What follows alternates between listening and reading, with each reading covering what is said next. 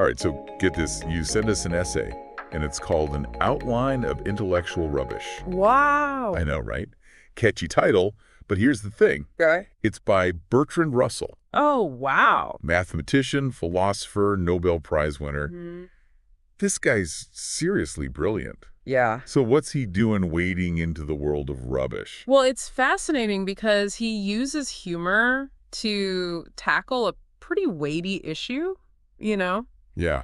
which is humanity's knack for believing things without good reason. Okay. Even when those beliefs lead to, shall we say, less than stellar outcomes. You're saying even the smartest people throughout history have fallen for some pretty wacky ideas. Precisely. And Russell dives right in, Right. taking on Aristotle's famous declaration that man is a rational animal. Yeah. Aristotle's proof.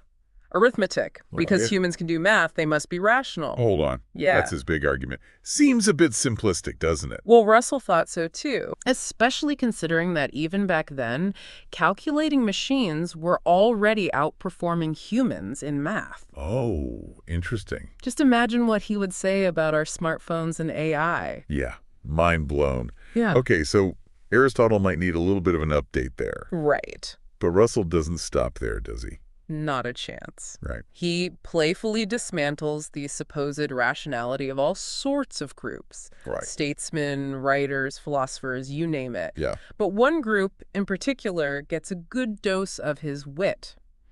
The clergy. Here's where it gets really interesting. Yes. Russell gives all these historical examples of the clergy resisting scientific advancements, almost like a greatest hits collection of faith versus reason showdowns. It really is. Yeah. I mean, Yeah. take Benjamin Franklin's lightning rod. Oh, yeah. The clergy saw lightning as divine punishment, so trying to control it. Right. Pure blasphemy. Yeah. Messing with God's will. Talk about missing the point. Right.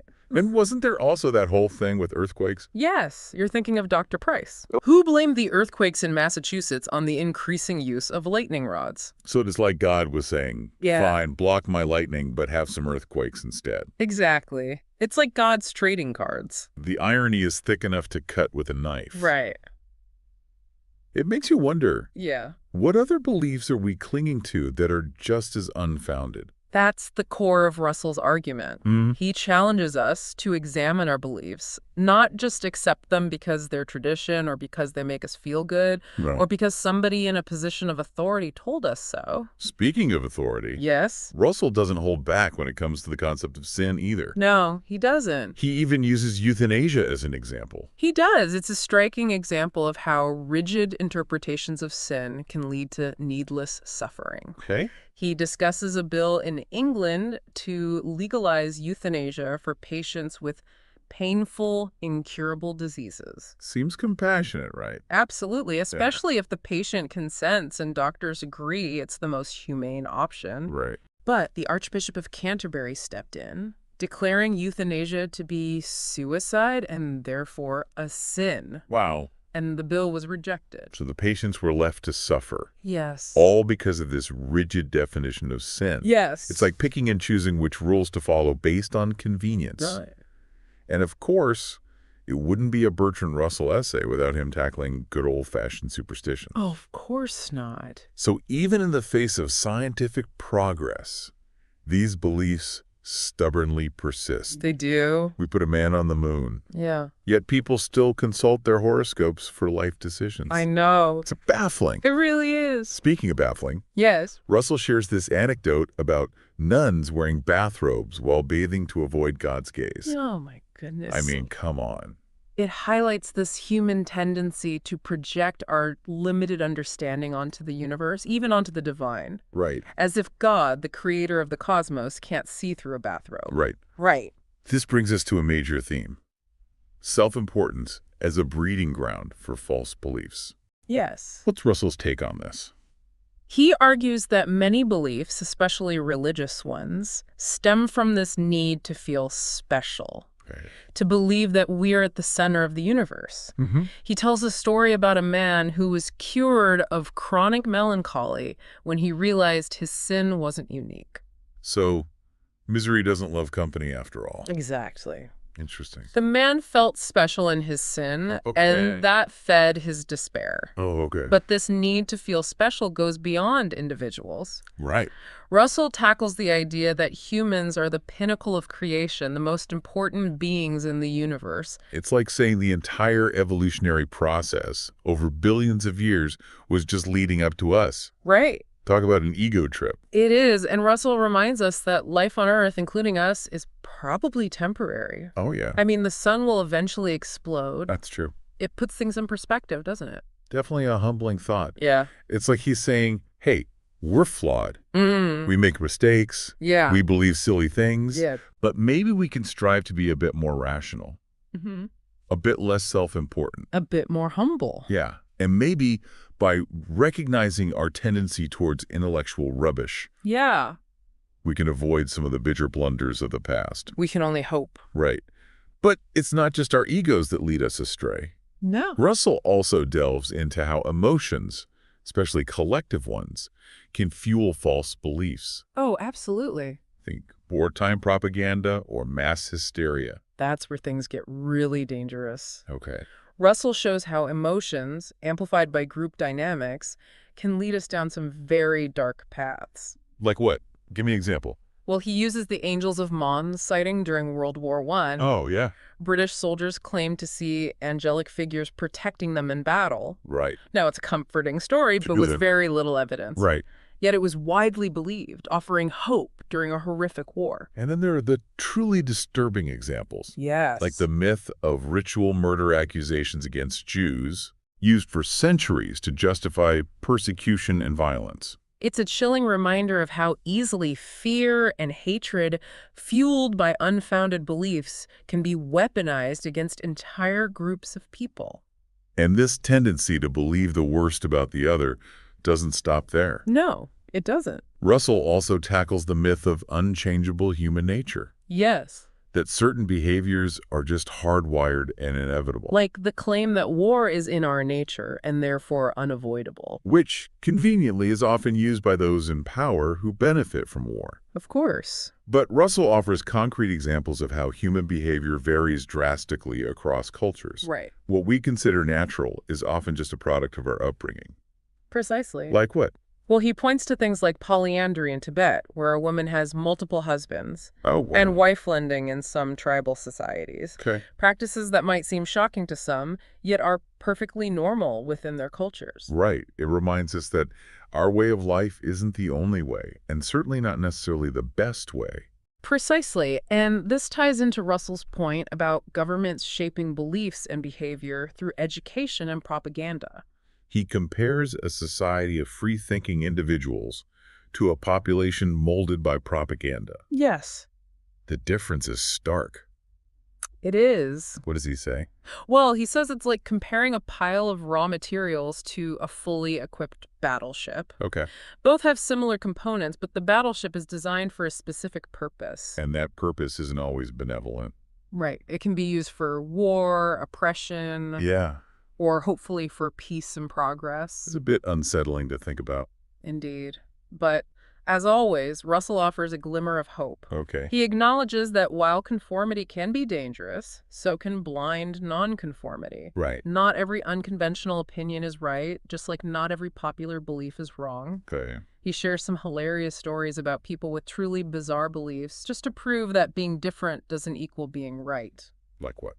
Well, like the electrical engineer who practiced faith healing. Okay. Like Christ, he said. But ended up in jail for financial fraud. Not very Christ-like. Or the lunacy doctor who developed a whole new system of logic based on his patients. And let's not forget the guy convinced he was Julius Caesar. You can't make this stuff up. You really can. But through the humor, Yeah. there's a serious point. Right? Russell urges us to be discerning, to not accept or reject ideas based on popularity, but to engage with them critically, test them against evidence and reason. So it's about finding that sweet spot between blind acceptance and knee-jerk rejection, Yes. cultivating healthy skepticism without becoming cynical or closed-minded. It's a lifelong process for sure, Yeah. but one that Russell believes is worth the effort, especially if it saves us from the more harmful forms of intellectual rubbish. So what's the secret to avoiding these intellectual pitfalls? Yeah. What tools can we use to navigate this world of ideas more effectively? Well, Russell doesn't just point out the problem, he offers some practical guidance on how to avoid those intellectual traps. His first piece of advice is deceptively simple. Observe things for yourself whenever possible. So don't just take someone's word for it. Right. Go straight to the source and gather the evidence. Exactly. Channel your inner scientist. Precisely, this applies to so many things, from everyday decisions to forming opinions on complex issues. Right. If you can, go to the source, do your own research, draw your own conclusions. But we can't always directly observe everything. That's true. What about issues like historical events or ethical dilemmas where direct observation just isn't possible? For those trickier situations, Russell offers another gem. Be wary of opinions that make you angry. Interesting. Yeah. You're saying if I'm getting fired up during a debate, it might be a sign that my own biases are clouding my judgment. Exactly. Russell suggests that anger in the face of opposing viewpoints can indicate a subconscious awareness of the weakness of our own position. So deep down we might suspect we're wrong, but our ego just can't handle it. Yes. So we lash out instead of honestly reflecting. It's a classic defense mechanism. Yeah. But Russell encourages us to see that anger as a red flag, a signal to pause and examine our beliefs more closely. Next time I find myself getting heated in a disagreement, maybe I should ask, am I really this upset about the issue, or is something else going on here? Precisely. It's about becoming aware of our emotional reactions and what they reveal about our beliefs. Okay, that's a powerful tool for self-awareness. It is. What else does Russell recommend? He stresses the importance of seeking out and engaging with opinions that differ from your own. So, no staying in my echo chamber. Right. Surrounded by people who already agree with me. Right. Expose yourself to different perspectives. Great. Even those that seem strange or unsettling at first. He actually suggests reading a newspaper from a political party you don't support. Oh, that might feel like intellectual torture these days. But I get his point. Yeah. If those opposing viewpoints seem totally crazy, remember, you probably seem equally crazy to them. Exactly. Realizing that both sides can't be right, but also can't both be wrong, can help us approach disagreements with more humility and openness. So, diverse perspectives are key. They are. Anything else? Russell has a fascinating technique he calls imaginary dialogue. Okay. It's mentally rehearsing an argument with someone who holds a completely different viewpoint. Like a mental debate club. Exactly. You can do it anywhere, anytime, Right. without the limitations of a real conversation. He uses Gandhi's opposition to modern technology as an example. Okay. Now, I might not agree with Gandhi on that, Okay. but by mentally debating his potential arguments, Yeah. I can test the strength of my own position. Brilliant. It forces us to consider counter-arguments. Right. And anticipate weaknesses in our own thinking. Yes. We might even change our minds in the process. It happens. Now, another piece of advice, particularly relevant in our age of social media and identity politics. Be skeptical of beliefs that flatter your self-esteem. Ouch, that's a tough one. It is. We all like to feel good about ourselves in our groups. Of course. But Russell warns that this tendency to gravitate towards beliefs that make us feel superior can lead us down intellectual rabbit holes. Like those generalizations about gender or national character. Exactly. Men are from Mars, women are from Venus, all Frenchmen are romantic, all Germans are efficient, and so on. Exactly. There might be a grain of truth in some stereotypes. Right. But Russell urges us to be wary of sweeping generalizations that ignore individual variation and complexity. It's about recognizing that our group isn't inherently better than any other, Yes. even if it feels good to believe that. Right. And this applies to political ideologies as well. Okay. We all have biases, and it's easy to think our side is the only righteous one. It reminds me of the quote, "He who knows only his own side of the case knows little of that." Spot on. So challenge those beliefs that make you feel smug and self-satisfied. Actively seek out perspectives that challenge your assumptions and force you to confront your own biases. The recurring theme seems to be self-awareness, critical thinking, and a willingness to be wrong. You got it.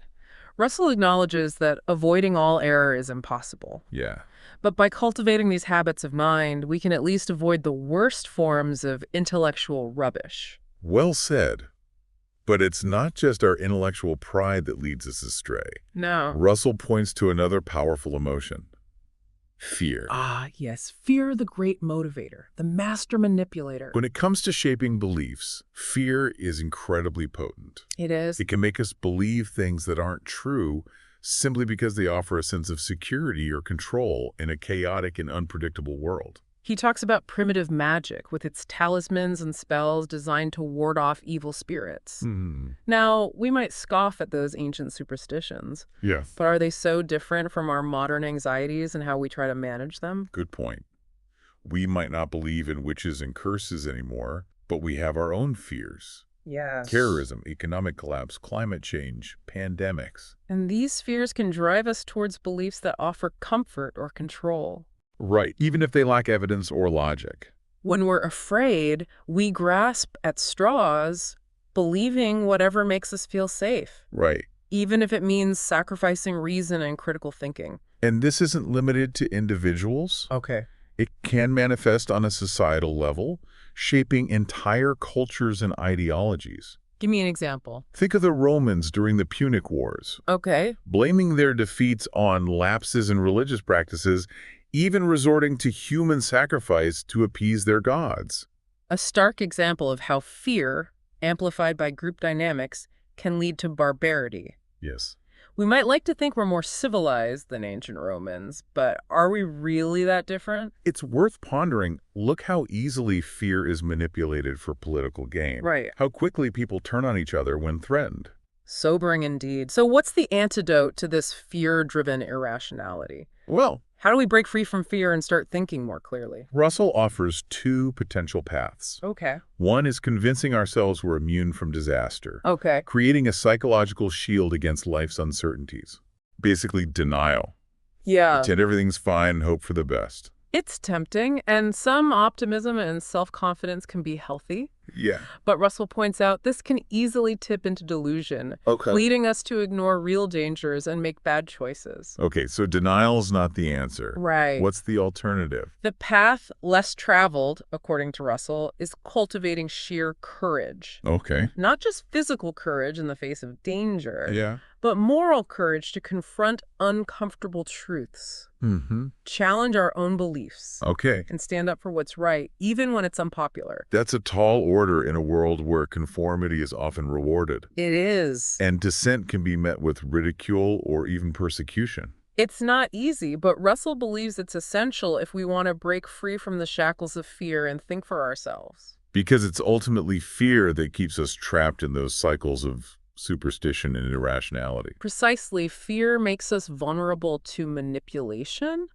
distorts our perception, and prevents clear thinking and sound judgments. By cultivating courage, Yes. both physical and moral, Yes. we can start to chip away at the fears that hold us back, allowing reason and compassion to take the lead. It's a message of resilience and empowerment, incredibly relevant in these uncertain times. It seems Russell offers a path not just toward intellectual clarity, Right. but also toward a more courageous and compassionate way of being in the world. Absolutely. And that brings us to his final point. The folly of generalizations. Okay. We've touched on this, but it's worth emphasizing because it's something we all do, often unconsciously. You mean making sweeping statements about entire groups of people based on limited experience or personal bias? Exactly. Russell calls out some of the most common culprits. Yeah. Generalizations about women, national characteristics, even human nature itself. He humorously points out how married men tend to judge all women based on their wives, while women judge all men based on themselves. Funny because it's true. Right. We all have limited perspectives and easily assume our experience is universal. But as Russell points out, these generalizations often reveal more about our biases than about the groups we're discussing. Right. They perpetuate harmful stereotypes and prejudices with no basis in reality. He uses generalizations about national character as an example, He does. showing how easily those perceptions shift based on political changes or the actions of a few individuals. Yes. Before 1870, Germans were seen as bookish intellectuals. Right. After their military victories, they were suddenly perceived as militaristic and aggressive. It demonstrates how easily external events can sway our perceptions and how unreliable those generalizations truly are. So Russell advises us to be wary of sweeping statements. Yes. Remember that individuals are complex and diverse, Yes. and approach each person and each group with an open mind, willing to see beyond our preconceived notions. It's about recognizing the limits of our own experience Yeah. and being willing to challenge our assumptions. The world is full of surprises. And it's often in those unexpected encounters that we learn the most about ourselves and others. And speaking of surprises, Yes. Russell reminds us that not all intellectual rubbish is harmful or malicious. That's true. He actually shares some rather amusing anecdotes about the lighter side of superstition, He does? like the time he received a communication from the god Osiris. Yes, the Egyptian god of the underworld, no less. Wow. Apparently, Osiris was quite modern, even providing Russell with his telephone number. Hmm. Though Russell admitted he didn't end up joining the Osiris fan club. That's hilarious. Then there was that sect that insisted on using whiskey for communion instead of wine. Oh, wow. Guess they took the spirits part a bit too literally. And who could forget the prophetess who convinced her followers she could walk on water without actually having to do it? Talk about a clever way to avoid getting your feet wet. It seems humans has an endless capacity for both brilliance and absurdity. It truly is a fascinating paradox. Is- But even in all the silliness, I think there's a deeper message, perhaps. By recognizing the lighter side of superstition, we can approach our own beliefs with a bit more humility and humor. I agree, after all, who among us hasn't clung to a belief or two that might not stand up to rigorous scrutiny? Maybe the key is to not take ourselves too seriously, to be open to the possibility that we might be wrong, and to always be willing to laugh at our own folly. Well said. And with that in mind, let's shift our focus to what we can learn from all of this. Okay. We've traveled through history, examining the silly, the strange, and the downright scary beliefs humans have held. What are your takeaways from this exploration? What strikes me is how Russell manages to be both witty and insightful. He doesn't just point out the absurdity of certain beliefs. He helps us understand why those beliefs persist, the psychological and social factors that make them so appealing. It's like he's holding up a mirror to humanity, showing us our foibles and follies, but doing it with a twinkle in his eye, reminding us that even in our moments of irrationality, there's something inherently human and even endearing about our quest for meaning and understanding. You're right, and I think that's part of what makes his message so powerful. He's not just lecturing us about the dangers of intellectual laziness. Yeah. He's inviting us on a journey of self-discovery, encouraging us to laugh at ourselves, to question our assumptions, and to ultimately become more thoughtful, compassionate, and engaged citizens of the world. Yeah, it feels like we've uncovered so much in our deep dive into Bertrand Russell's An Outline of Intellectual Rubbish. We have. From the historical clashes between faith and reason to the persistent allure of superstitions. Right. We've explored the many ways humans can be both brilliant and utterly ridiculous. And through it all, Russell maintains this incredible balance of wit and wisdom. He does. He doesn't just mock our irrational beliefs. Yeah. He helps us understand the deeper reasons behind them, the psychological and social forces that shape our thinking often without us even realizing it. You're right. Remember how we talked about the role of self-importance? How easy it is to fall into that trap of thinking our group, our opinions are inherently superior. It's a seductive trap for sure. But as Russell demonstrates, that kind of thinking can blind us to evidence, logic, and even basic compassion. And let's not forget the power of fear. No. Whether it's fear of the unknown, fear of the other, or simply fear of being wrong. Right. Those emotions can steer us towards beliefs that offer a sense of security, even if those beliefs are irrational or harmful. Fear is a powerful motivator. Yeah. And it can easily hijack our rational faculties, especially when amplified by group dynamics or skillful manipulation. Right. Think of the witch hunts of the past. Right. Or even the more modern phenomenon of fear-mongering in the media. It's a sobering reminder of how vulnerable we all are to these emotional appeals, even those of us who consider ourselves rational and critical thinkers. Yeah. But as we've discussed, Russell doesn't just diagnose the problem. No, he doesn't. He offers solutions. Exactly. He provides us with practical tools for cultivating a more discerning mind. Okay. A mind less susceptible to the allure of intellectual rubbish. Observing for ourselves, Yeah. seeking diverse perspectives, Yeah. engaging with ideas that make us uncomfortable. Exactly. These are the habits that can help us break free from the grip of dogma and groupthink. It's about cultivating that healthy skepticism without becoming cynical or closed-minded. Right. It's about recognizing that we all have biases. Yeah. And that the process of unlearning those biases is ongoing, requiring constant vigilance and self-reflection. So it's a lifelong process, but the rewards are well worth the effort. They are. Because ultimately, a clearer, more rational mind leads to better decisions, stronger relationships, and a deeper understanding of ourselves and the world around us. And let's not forget the importance of humor in all of this. Yeah. As Russell so brilliantly shows, recognizing the absurdity of some of our beliefs can be the first step towards letting them go. So keep questioning, Yeah. keep exploring, Yeah. and never lose your sense of wonder and curiosity. Well said. And on that note, we want to thank you, our listener, for joining us on this deep dive into the fascinating world of Bertrand Russell and his outline of intellectual rubbish. Yes. We hope you've enjoyed the journey and come away with some valuable insights for navigating the often treacherous terrain of ideas. Remember, the quest for truth and understanding is an ongoing one, and we're all in this together, so keep those minds sharp, those hearts open, and never be afraid to challenge your own beliefs. Who knows, you might even discover that a little bit of intellectual rubbish can sometimes lead to unexpected moments of clarity and growth. Thanks for listening.